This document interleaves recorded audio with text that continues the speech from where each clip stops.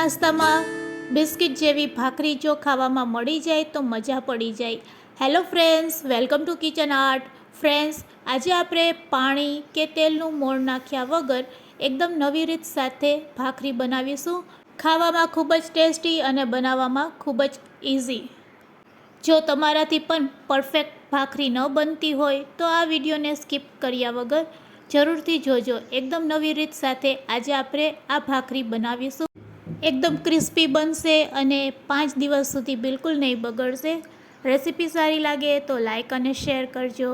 મારી ચેનલ ઉપર નવા હોય અને મારી ચેનલને હજુ સબસ્ક્રાઈબ ન કરેલ હોય તો સબસ્ક્રાઈબ કરી બાજુનું બેલ બટન દબાવવાનું ભૂલશો નહીં, જેથી કરીને તમને મારા નવા વિડીયોનું નોટિફિકેશન મળતું રહે.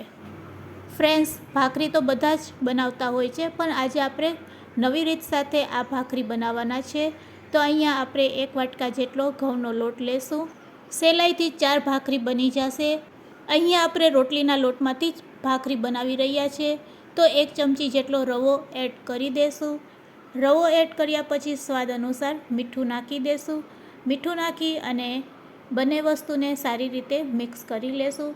આ રીતે બંને વસ્તુને લોટમાં મિક્સ કર્યા પછી હવે ફ્રેન્ડ્સ, જનરલી બધા તેલનું મોણ દેતા હોય છે, પણ અહીંયા આપણે ઘીનું મોણ આપીશું.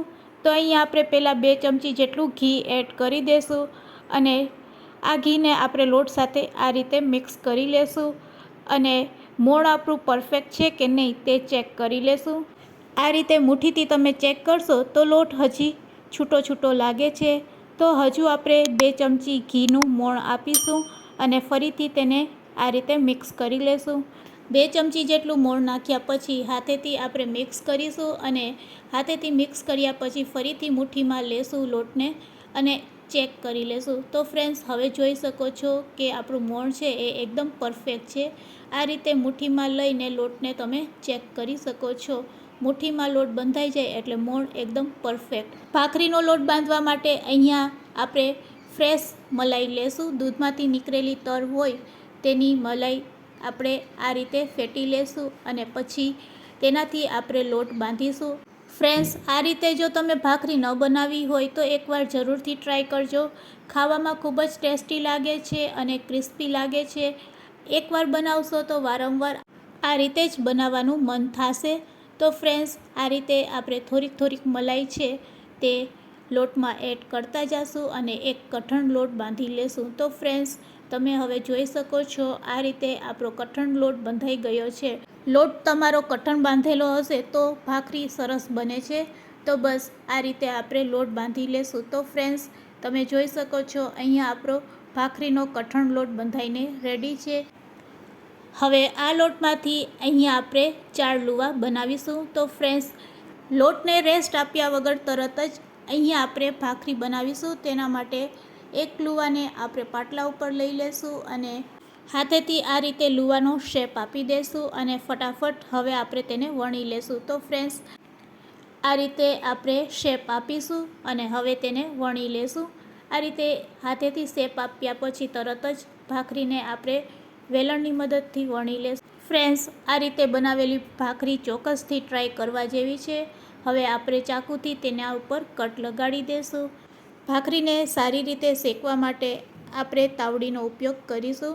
ગેસની ફ્લેમ ચાલુ કરીશું, તાવડીને ગરમ કરીશું. તાવડી ગરમ થાય એટલે ભાખરીને તેના ઉપર શેકી લેશું. એક બાજુ શેકાઈ જાય એટલે તવેથાથી તેને પલટાવી લેશું.